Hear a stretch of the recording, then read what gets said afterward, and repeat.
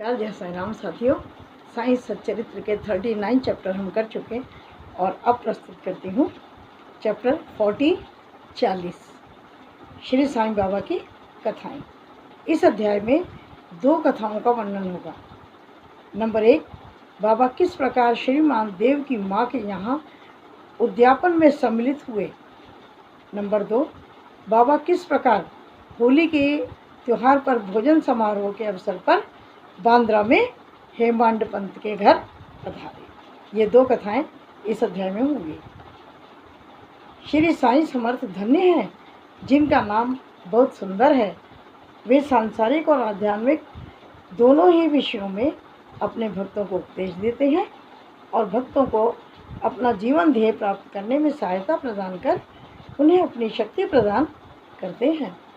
वे भेदभाव की भावना को नष्ट कर उन्हें अप्राप्य वस्तु की प्राप्ति कराते हैं।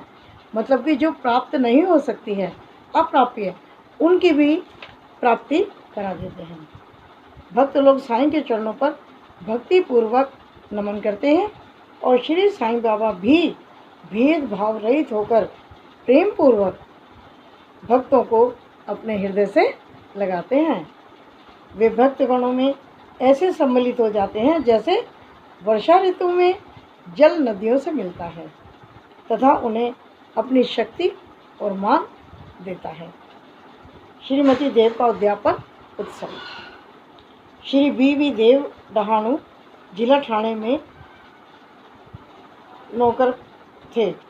उनकी माता ने लगभग 25 या 30 व्रत लिए थे, इसलिए जब उनका उद्यापन करना आवश्यक था, उद्यापन के साथ साथ 100-200 ब्राह्मणों को भोजन भी कराना था। श्री देव ने एक तिथि निश्चित कर बापू साहेब जो को एक पत्र सीढ़ी भेजा।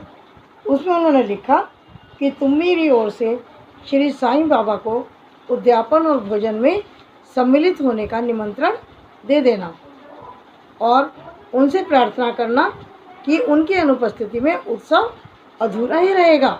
मुझे पूर्ण आशा है कि वे अवश्य डहाणु पधार कर दास को कृतार्थ करेंगे। बापू साहब जोग ने बाबा को वह पत्र पढ़कर सुनाया। उन्होंने उसे बड़े ध्यानपूर्वक सुना और शुद्ध हृदय से प्रेषित निमंत्रण जान वे कहने लगे, बाबा, जो मेरा स्मरण करता है उसका मुझे सदैव ध्यान रहता है। मुझे यात्रा के लिए कोई भी साधन, गाड़ी, तांगा या विमान की आवश्यकता नहीं है। मुझे तो जो प्रेम से पुकारता है उसके सम्मुख मैं अविलंब ही प्रकट हो जाता हूँ। अविलंब मतलब बिना देर किए तुरंत हाजिर हो जाता हूँ। उसे एक सुखद पत्र भेज दो कि मैं और 2 व्यक्तियों के साथ अवश्य आऊँगा। जो कुछ बाबा ने कहा था, जोग ने श्रीदेव को पत्र में लिखकर भेज दिया। पत्र पढ़कर देव को बड़ी प्रसन्नता हुई, परंतु उन्हें ज्ञात था कि बाबा केवल राहता, रुई और नीम गांव के अतिरिक्त और कहीं नहीं जाते हैं। फिर उन्हें विचार आया कि उनके लिए क्या संभव है। उनकी जीवनी अपार चमत्कारों से भरी हुई है। वे तो सर्वव्यापी हैं। वे किसी भी वेश में अनायास ही प्रकट होकर अपना वचन पूरा कर सकते हैं। उद्यापन के दिन कुछ दिन पूर्व सन्यासी डहाणु स्टेशन पर उतरा, जो बंगाली सन्यासियों के समान वेशभूषा धारण किए हुए था। दूर से देखने में ऐसा प्रतीत होता था कि वह गो रक्षा संस्था का स्वयं सेवक है। वह सीधा स्टेशन मास्टर के पास गया और उनसे चंदे के लिए निवेदन करने लगा। स्टेशन मास्टर ने उसे सलाह दी कि तुम यहाँ के मामलेदार के पास जाओ और उनसे सहायता के लिए कहो।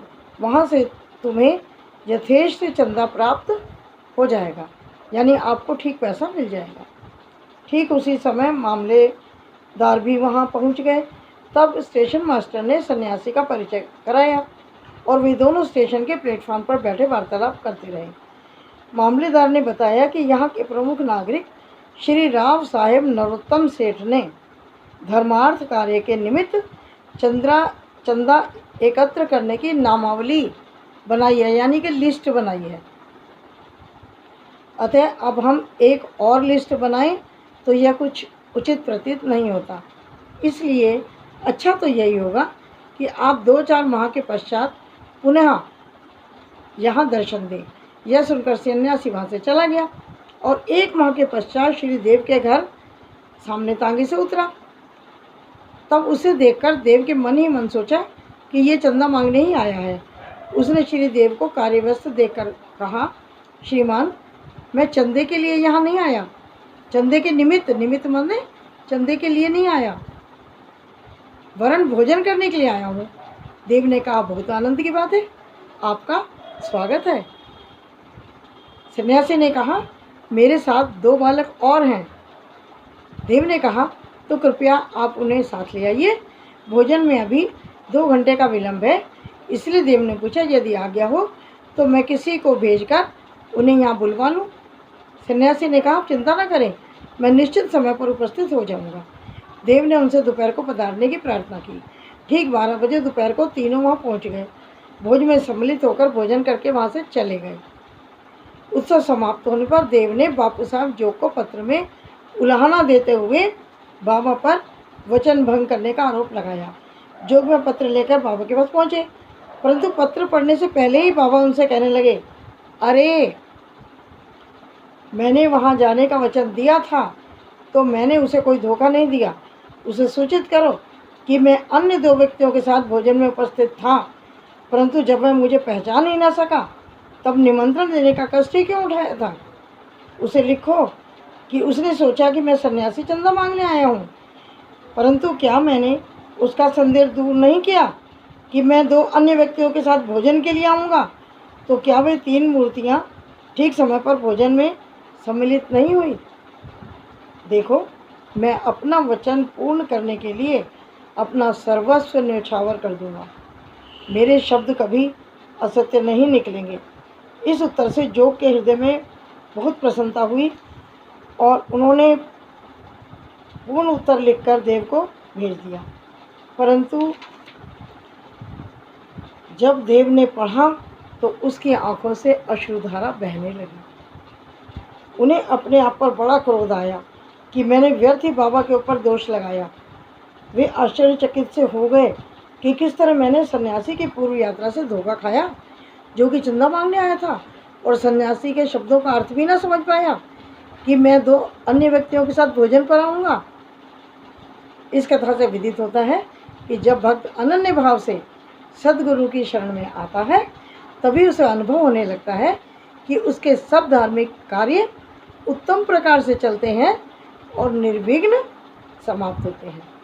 हेमांड पंत का होली त्यौहार पर सहभोज। अब हम दूसरी कथा पर आते हैं। उसमें बताया गया कि बाबा ने किस प्रकार चित्र के रूप में प्रकट होकर अपने भक्तों की इच्छा पूरी की। सन 1917 में होली पूर्णिमा के दिन हेमांड पंत को एक स्वप्न आया। बाबा उन्हें एक सन्यासी के वेश में दिखे। उन्होंने हेमांड पंत को जगा कर कहा, मैं आज दोपहर को तुम्हारे यहाँ भोजन करने आऊँगा। जागृत करना भी स्वप्न का एक भाग था, परंतु जब उनकी निद्रा सचमुच में भंग हुई तो उन्हें ना तो बाबा दिखाई दिए ना कोई सन्यासी। वे अपनी स्मृति दौड़ाने लगे और अब उन्हें सन्यासी के प्रत्येक शब्द की स्मृति हो आई। यद्यपि वे बाबा के सानिध्य का लाभ गत 7 वर्षों से उठा रहे थे तथा उन्हीं का निरंतर ध्यान करते रहते थे, परंतु ये कभी आशा नहीं की थी कि बाबा कभी उनके घर पधार कर भोजन करेंगे। बाबा के शब्दों से अति हर्षित हुए और अपनी पत्नी के पास गए और कहा, आज होली का दिन है, एक सन्यासी अतिथि भोजन के लिए हमारे यहाँ आएंगे, इसलिए भात थोड़ा अधिक बना लेना। उनकी पत्नी ने अतिथि के संबंध में पूछताछ की। हेमांड पंत ने सारी बात गुप्त न रखकर स्वप्न का सारा वृतांत सत्य सत्य बता दिया। तब वे संदेह पूर्वक पूछने लगी, क्या यह भी कभी संभव है कि शिरडी के इतने उत्तम भोजन को छोड़कर इतनी दूर बांद्रा में हमारा रूखा सूखा भोजन ग्रहण करने के लिए बाबा पधारेंगे। हेमांड पंत ने विश्वास दिलाया, उनके लिए क्या असंभव है।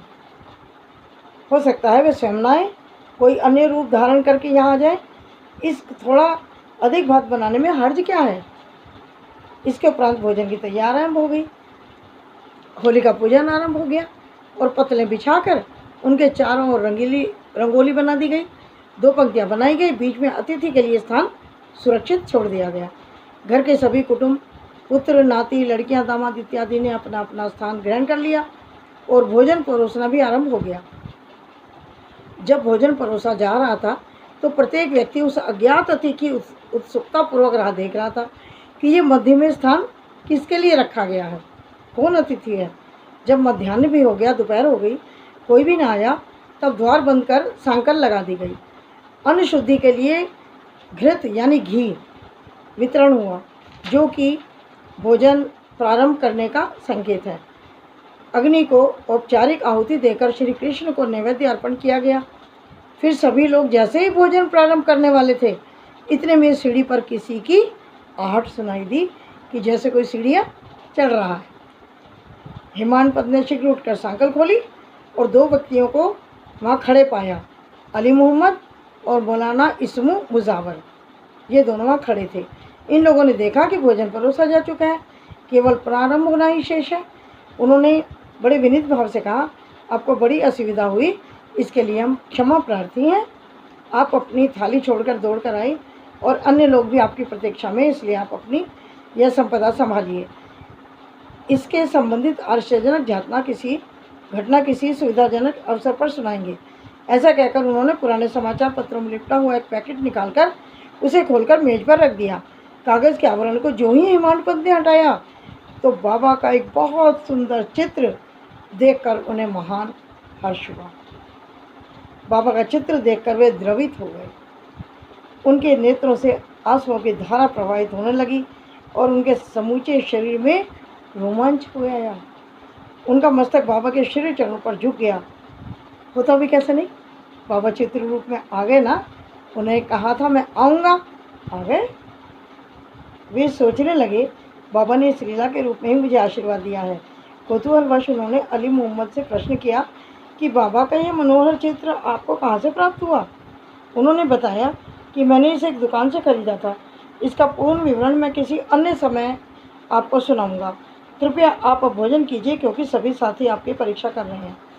हेमानपंत ने उन्हें धन्यवाद कहा, नमस्कार किया और भोजन गृह में आकर अतिथि के स्थान पर चित्र को मध्य में रख दिया गया और नैवेद्य अर्पित किया गया। सब लोगों ने ठीक समय पर भोजन प्रारंभ कर दिया। चित्र में बाबा का सुंदर मनोहर रूप देखकर प्रत्येक व्यक्ति को प्रसन्नता हुई और इस घटना पर आश्चर्य भी हुआ कि यह सब कैसे घटित हुआ। इस प्रकार बाबा ने हेमानपंत को सपने में दिया गया अपना वचन पूरा किया। इस चित्र की कथा का पूर्ण विवरण अर्थात अली मोहम्मद को चित्र कैसे प्राप्त हुआ और किस कारण से उन्होंने उसे लाकर हेमानपंत को दिया, इसका वर्णन अगले अध्याय में किया जाएगा। श्री सद्गुरु साईनाथार्पणम अस्तु। शुभम भवतु।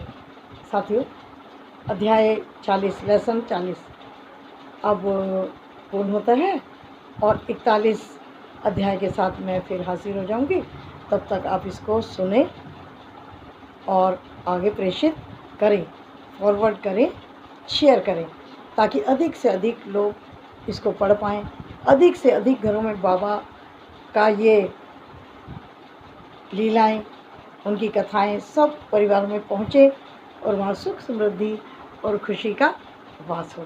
यदि आपको साथियों ये मेरे द्वारा किए हुए कार्य जो भी मैं अपने साई आंटी चैनल पर करती हूँ पसंद आए तो सब्सक्राइब, लाइक एंड शेयर कर दीजिएगा। ठीक है, चलती हूँ, बहुत जल्द मिलती हूँ। जैसा